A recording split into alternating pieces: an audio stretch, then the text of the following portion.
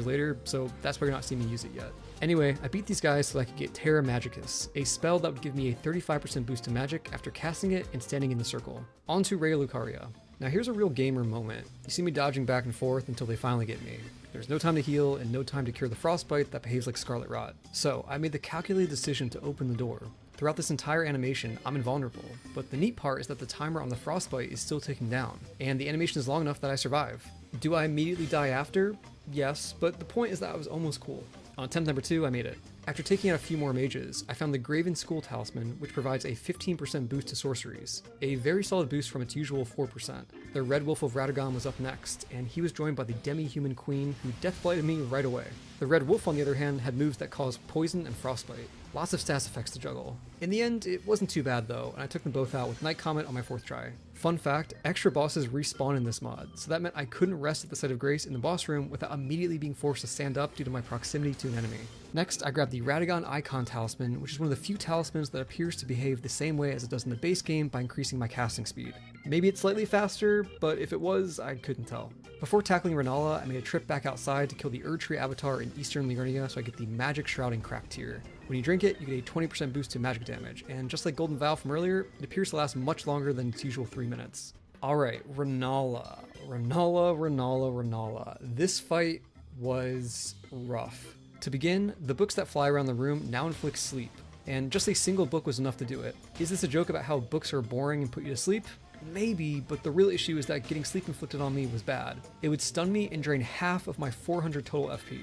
That might not sound too bad since I have constant FP regen, but recovering all of that takes a long time, and running around dodging and waiting is not ideal. Since Renala has very high magic defense, my only option for dealing damage was Rock Sling, since it counts as a physical attack, not magic.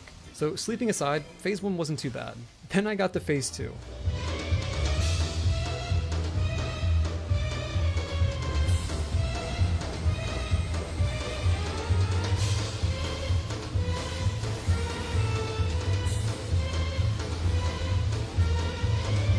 So to recap, 2 dragons, 2 giants, 1 bloodhound knight, and 1 juiced up Renala with projectile tracking that's so aggressive that Common Azure, the beam spell started orbiting me.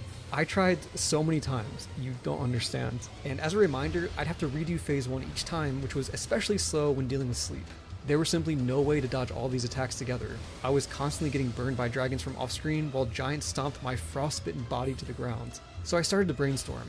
My first idea was incorporating poison or Scarlet Rot into the fight somehow. Unfortunately, this didn't seem viable as the damage was low and it only lasted for about 10 seconds. My second idea was to try using Lutel the Headless to split aggro as she had been pretty reliable in my other playthroughs. She helped a bit, but not nearly enough. My third idea was to give up. Fuck this fight. Technically, Renala is an optional boss fight, as I only needed 2 Great Runes to reach the city for later. And the second Great Rune might as well be Radahn since he could be easier.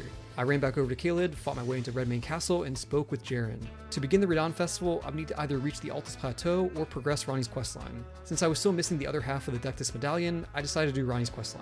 Caria Manor was pretty straightforward, so I'll skip over it. Then I talked to Ranni, then Blythe, then Celavis, then Sellen, then Blythe, and then boom, the festival started. I entered the battlefield expecting to see some nonsense like 2 Radahns, though surprisingly it was just him in the normal fight. I mean, he nearly one-shot me and was way tankier, but yeah, normal fight. And this arrow move looks terrifying, but it's mostly harmless. Radahn dealt bleed damage, and like I explained earlier, this meant I got a free pass on status effects for this fight. In terms of my own damage, it was back to Night Comet. Phase 1 wasn't too bad, but phase 2 was a little trickier. This one gravity magic attack was outright unavoidable due to the increased speed of projectiles, and I just barely survived. In the end, it only took me 2 tries to get him. My magic build was strong. Good news and bad news. Good news, I now had my second Great Rune and could enter Lindell. Bad news, Radahn didn't drop the other half of the Dectus Medallion. That's okay though, there's another way to reach the Altus Plateau. I just had to go through the Ruin-strewn precipice and take the elevator up. However, to reach this elevator, I needed to defeat the Magma Worm at the end. For this mod though, there were 2 at once. This was kinda rough. Even with my magic, finding openings was difficult, and I died quite a few times. Eventually, thanks to my Spirit Summon, I separated them long enough to kill one, and the second one followed soon after. And there's a wall where the elevator is supposed to be. Wow, the mod creator got me again. I didn't realize these sorts of map edits were even possible. After recovering from this surprise, I remembered that there's actually a third way to get to the plateau. I could have the abductor enemy at the bottom of Raya Lucaria grab me and teleport me to Volcano Manor, and from there I could access the rest of the zone. So I made my way down, only to find that the abductor wasn't there. Incredible. That meant that getting the Dectus Medallion was my only option, and if Godric had the first half and Radahn didn't have the second half, that meant Renala for sure had it. Back to Renala. I had a new plan this time. If I couldn't avoid Renala's attacks, I just had to make myself as tanky as possible. First, I equipped the Crimson Burst crystal tier, which you can get from the Weeping Peninsula. While experimenting with other crystal tiers, I found that it had been majorly buffed. What used to be 7 HP regen per second had turned into something like 50 HP per second, and it lasted until I died. Second, I activated Radahn's Great Rune for a 25% increase to HP, FP, and stamina. This brought my total HP to a bit over 5,000. Lastly, I would stack as much magic resistance as I could. I stacked Golden Vow with the Magic Fortification Incantation and a Spell-Proof Dried Liver. This brought my total magic damage negation up to 68.955. So in effect, I would take 69 nice % less damage for Renala's magic attacks. Together, I hope this would be enough. And it was. It was a complete mess of a fight, but my tankiness worked and I got her. And just as I thought, I got the second half of the Dectus Medallion, allowing me to finally reach the Altus Plateau. I rode over to Lendel, where I found 2 Draconic Tree Sentinels guarding the entrance. I snuck behind them both and Night Commented the one on the left. Funnily enough, the tree sentinel on the right didn't turn around, so I just left him and continued inside. I worked my way through the city in what was mostly uneventful given how strong I was at this point.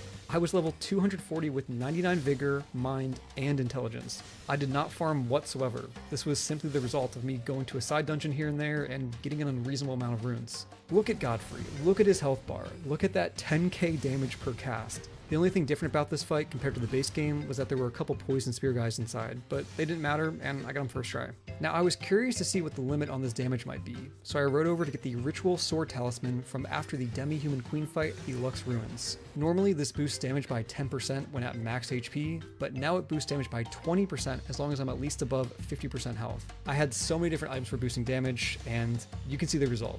Morgott was up next, and he was joined by Mohg. This sounds interesting, but I killed Mohg in one hit, and then I killed Morgott so fast that he barely had time to transform. This was definitely too easy, but after Renala, I was fine with this. As I sat down to talk with Melina so she'd give me the rolled medallion to progress, Mohg respawned right next to me, attacked me, and forced me to get up. This was bad. If I couldn't get the medallion, the run was over. I tried seeing if invisibility might stop him from aggroing, but it did not.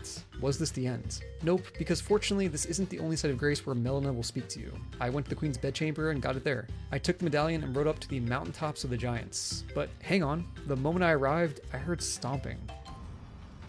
Oh, hello. Oh, okay.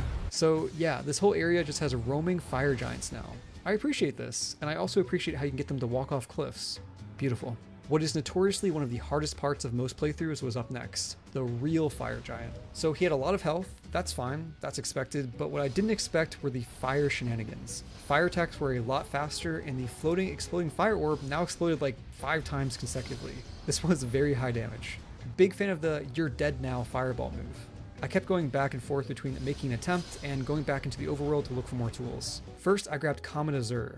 I was curious if this would be any good in this mod, and I was pleasantly surprised to see 3 beams at once. I wasn't sure if it would actually do that, since it's not really a projectile. The FP cost was massive though, so the next thing I got was the Cerulean Hidden Tier from the Ulcerated Tree Spirit near the Volcano Manor. I went to test it out expecting to get infinite FP for 15 seconds, but instead it did nothing. My FP was being depleted like normal. At least that's what I thought until I noticed my passive FP regeneration was now about 3 times faster. So that was the new effect. FP regen instead of infinite FP. I concluded that Comet Azure wouldn't be useful here, but this faster FP regen would be, since it would allow me to rely less on fully charging Night Comet and go for quicker back-to-back casts instead. And lastly, I decided to stack my fire damage negation just like I did with the magic damage for Renala. I used the Flame Fortification Incantation, Fireproof Dried Liver, and the Flame Drake Talisman +2. Together this brought me to 79% fire damage reduction. Even with all of that, the fire still killed me. Just look at this shit. I tried a few more times though, and eventually, after a lot of patience, I got it. Fire giant down.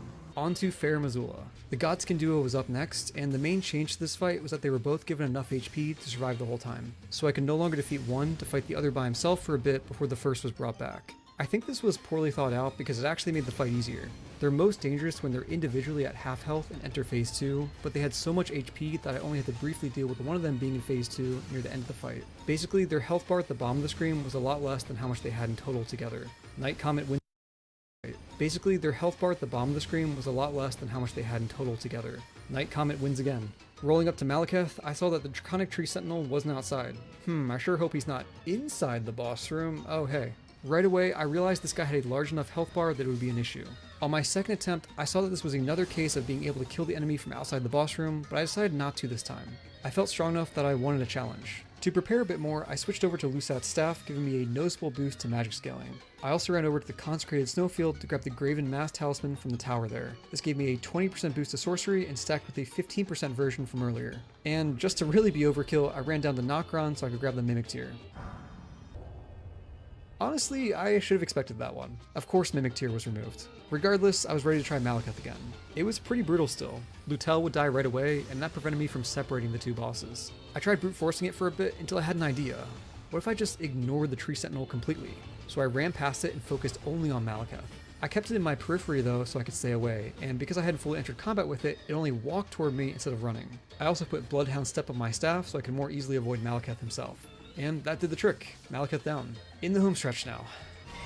It's a sad state of affairs. I commend your spirit, but alas. Godfrey was up next, and he was joined by Radahn. I like it. Put the two big strong guys together. Makes sense. I was ready. And then Radahn died in one hit. Back to one-on-one. For the sake of variety, I desperately wanted to try killing Godfrey with Common Azure. Unfortunately, despite my best efforts, he kept interrupting me and I could never finish him off with it. I know it's almost as wide as my entire screen, but I think a slightly longer FP bar would have made the difference. After about 10 attempts, I switched back to Night Comet and beat him first try. Final boss, here we go. Knowing that holy damage was the main threat, I made sure to cast Lord's Divine Fortification, which bumped me up to 71% holy damage negation. It was good I had this because Radagon almost killed me a few times, but in the end, Night Comet of course came out on top. All that was left was Elden Beast. And it wasn't there. It had been replaced by two other dragons. I think this was probably bugged since Placidusax, who was now labeled as Elden Beast by the health bar at the bottom, had less than 20k health and went down in 3 hits. That counted. I beat the game. I know this is anticlimactic for a mod that made such a big deal of being hard, and this is very likely a bug, but it's also kind of fitting given how strong my character had become. As a final challenge, just for fun, I made my way over to Malenia. She has 2 Revenants helping her. They attack non-stop and are probably the hardest non-boss enemies in the game, so it makes sense to throw them in here as a sort of fuck you. I would argue trying to do this legit borders on impossible. However, Revenants can teleport, and their aggro range was so wide that they teleported onto me while I was outside of the boss room without me even trying to bait them. So I got them stuck in the doorway, killed them, and fought Malenia one-on-one. She seemed to have her healing ability removed, but that nerf no longer made sense without her helpers. Predictably, I beat her pretty easily. She could have had a lot more health and it wouldn't have mattered. I think this final fight encapsulates the difficulty of the entire mod, with encounters jumping between impossible to very easy through a combination of cheese and bugs. Striking a good balance that feels somewhat reasonable is tough. So that was the Ascended mod for Elden Ring. Overall, I had a fun time, and the creator should be proud. It wasn't the most consistent experience, but there's a number of thoughtful ideas here that meaningfully changed the game, and I'm excited to see what other mods people make down the line. Thank you very much for watching, and have a good one.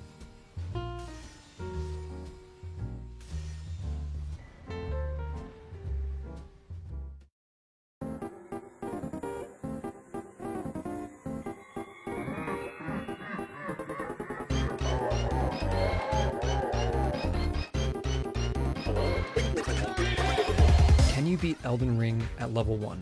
The answer is obviously yes. People have been doing these sorts of challenges for years with every FromSoft game. Hell, you got people beating the game with no weapons, or on a dance pad, or with literal bananas. But see, these people are all god gamers. They're really, really good. I, however, am not. You will not catch me beating these games with a Ring Fit controller. That's where I think this gets interesting. Can someone like me beat Elden Ring at level 1?